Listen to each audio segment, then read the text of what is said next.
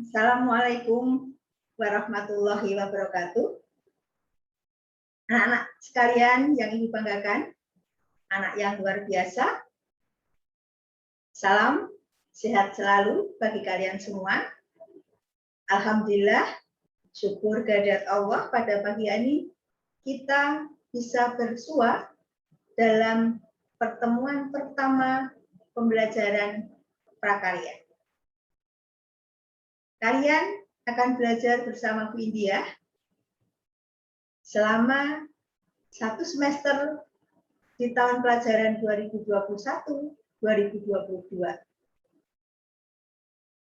Ibu berharap kalian belajar dengan bergembira, tanpa tekanan, dengan senang hati, untuk menuju cita-cita yang kalian impikan. Belajar tidak perlu banyak, tetapi waktunya sedikit. Tapi belajar sedikit-sedikit, tetapi terus-menerus, sehingga akan menjadi banyak. Artinya apa? Belajar tidak boleh hanya sekali, tapi belajar terus-menerus, walaupun sedikit demi sedikit.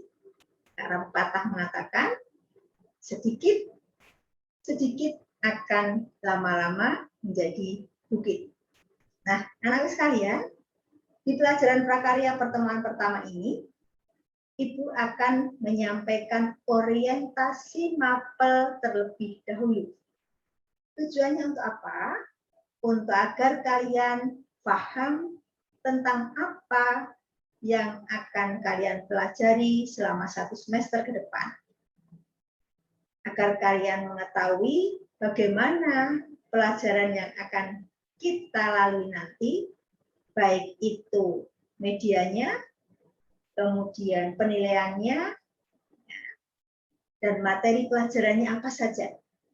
Sehingga kalian mempunyai gambaran tentang pelajaran prakarya, paling tidak satu semester ini nanti, ya, sampai dengan penilaian akhir semester 1. Baik, Ibu akan memulai orientasi kita. Izin untuk share screen.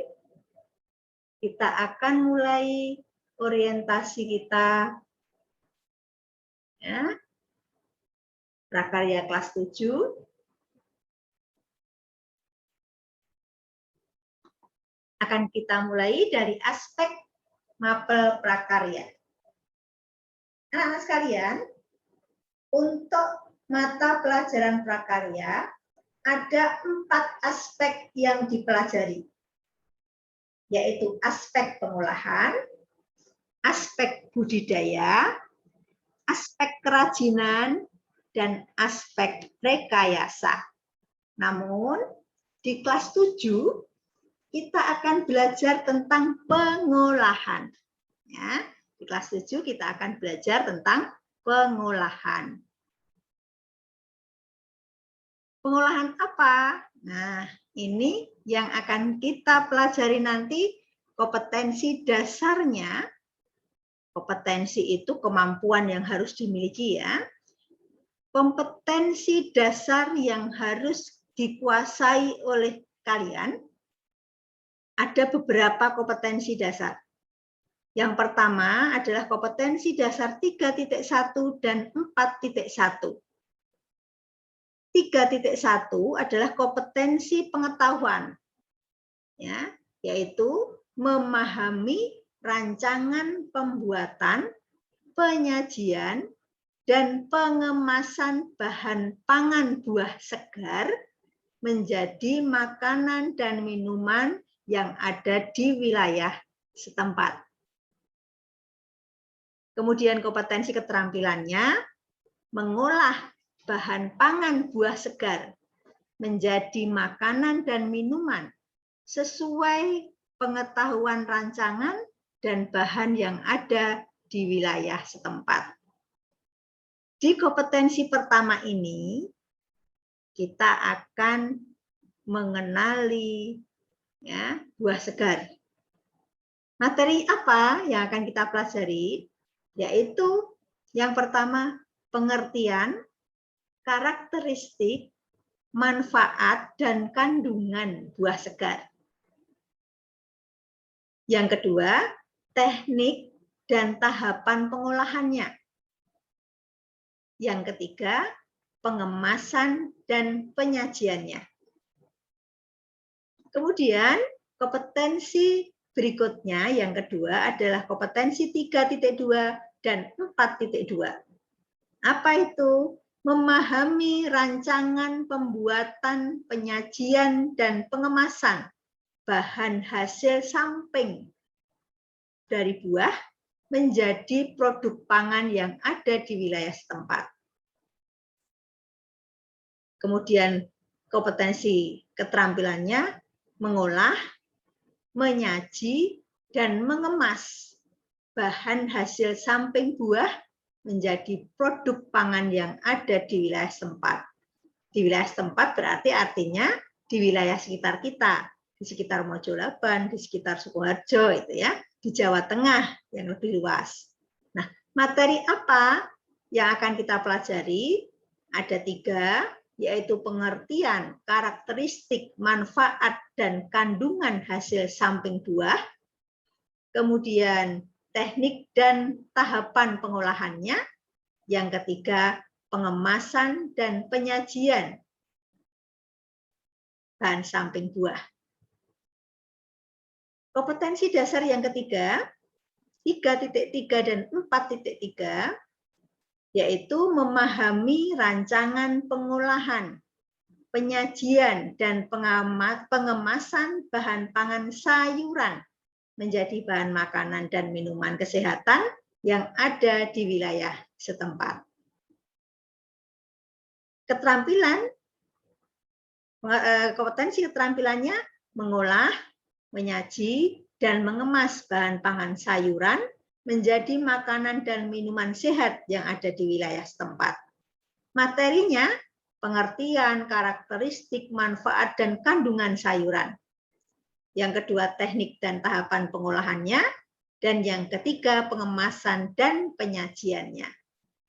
Kemudian kompetensi dasar yang terakhir, yang keempat, adalah 3.4 dan 4.4, yaitu memahami rancangan pengolahan, penyajian, dan pengemasan bahan hasil samping sayuran menjadi produk pangan yang ada di wilayah setempat. Keterampilannya mengolah, menyaji, dan mengemas bahan hasil samping sayuran menjadi produk pangan yang ada di wilayah setempat. Materi yang dipelajari, pengertian, karakteristik, manfaat, dan kandungan hasil samping sayuran, teknik dan tahapan pengolahannya, dan pengemasan serta penyajiannya. Nah, ada 4 kompetensi dasar yang harus kalian kuasai, baik kompetensi pengetahuannya maupun kompetensi keterampilannya. Kemudian, kalian perlu tahu apa media yang akan Ibu gunakan dalam belajar prakarya ini. Ya. Yang pertama, media utama adalah aplikasi yang disiapkan sekolah. Jadi, setiap pelajaran dimulai, kalian harus login terlebih dahulu di aplikasi sekolah. Setelah kalian login, masuk di fitur. Ya, ini seperti ini aplikasi sekolah. Kalian masuk ke fitur materi. Di fitur materi nanti kalian bisa membaca apa yang akan kita lakukan di pembelajaran itu. Di situ ada informasi, ada perintah, ada motivasi. Kalian baca dulu. Ya. Nah, setelah kalian masuk ke materi, kalian akan tahu Bu Guru belajar hari ini akan menggunakan apa? Menggunakan Google Meet, atau menggunakan YouTube, atau menggunakan aplikasi laman pembelajaran Kemendikbud, Rumah Belajar. Ya. Jadi tergantung pada materi yang akan kita pelajari. Bisa jadi di pertemuan yang akan datang, Bu Guru menggunakan Google Meet. Ya, seperti pada saat kalian MPLS. Mungkin bisa jadi menggunakan video YouTube seperti orientasi hari ini. Mungkin juga Bu Guru minta kalian buka laman rumah belajarnya kementerian. Ini nanti kalau sekolah sudah memberikan akun belajar ke kalian, ya. Tapi di dalam waktu dekat ini belum. Ya. Mungkin Bu Guru juga meminta kalian membuka laman-laman pembelajaran, ya, sesuai dengan materi yang kita pelajari. Kemudian komunikasi kita, ya, selain melalui beberapa media ini, komunikasi kita untuk informasi melalui WhatsApp. Ya, nah ini beberapa media yang akan Ibu gunakan. Yang jelas semuanya harus masuk ke aplikasi sekolah dulu. Ya. Login aplikasi sekolah dulu. Nah, di dalam aplikasi sekolah itulah nanti kalian bisa tahu kalau menggunakan Google Meet, di situ disematkan Bu Guru link Google Meet-nya. Kalau kalian harus melihat video YouTube, maka di situ ada link videonya dan seterusnya. Ini media yang kita gunakan. Kemudian anakku sekalian, perlu juga kalian ketahui apa yang harus perlu kalian siapkan. Yang pertama buku paket, yang kedua buku referensi lainnya, buku paket dari sekolah. Kalau buku referensi bisa kalian pinjam, bisa kalian cari, bisa kalian beli, ya. Silahkan untuk memperkaya ilmu kalian, memperkaya sumber belajarnya. Kemudian selain itu nanti akan ada suplemen buku ajar. Nanti suplemen buku ajarnya akan diinformasikan berikutnya, ya. Kemudian di pembelajaran, Bu Guru mungkin akan memberikan ke kalian berupa lembar kerja siswa yang harus kalian unduh di laman aplikasi LKS. Mungkin. Kemudian buku tulis untuk kalian mencatat, untuk kalian merangkum, membuat poin-poin penting, mencatat poin-poin penting, gitu ya. Yang kelima, buku tugas. Nah, buku tugas kalian siapkan tipis saja. Buku tugas yang paling buku tulis yang paling murah, yang paling tipis sudah cukup untuk 1 semester. Itu nanti digunakan pada saat ada tugas-tugas yang harus memang dikerjakan melalui buku tugas. Yang harus kalian kumpulkan di buku tugas, ya.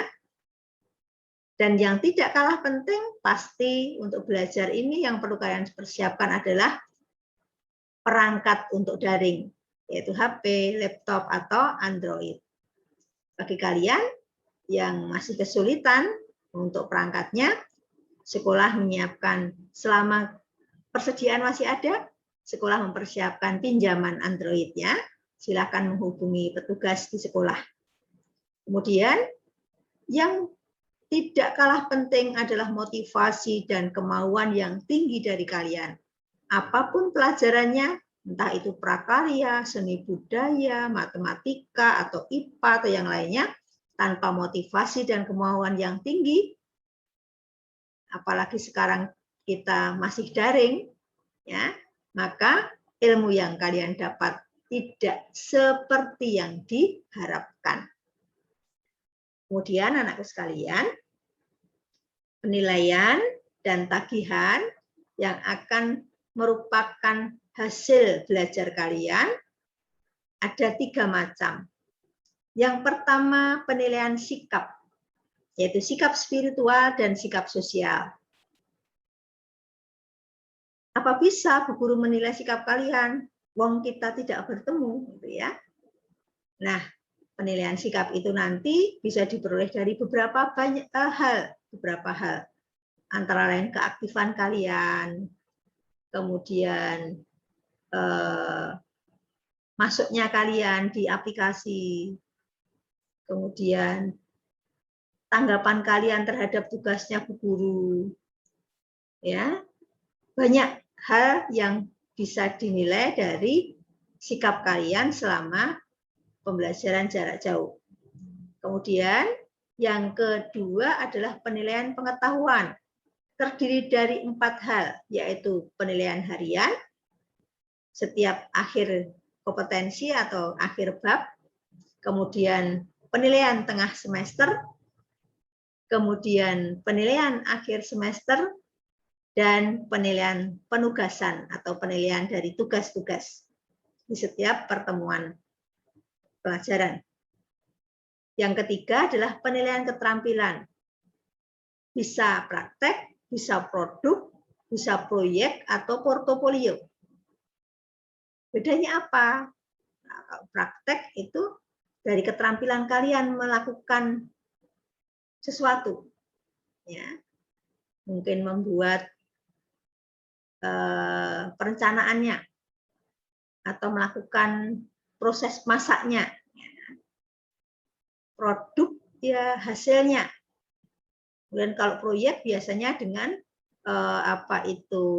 dengan laporan.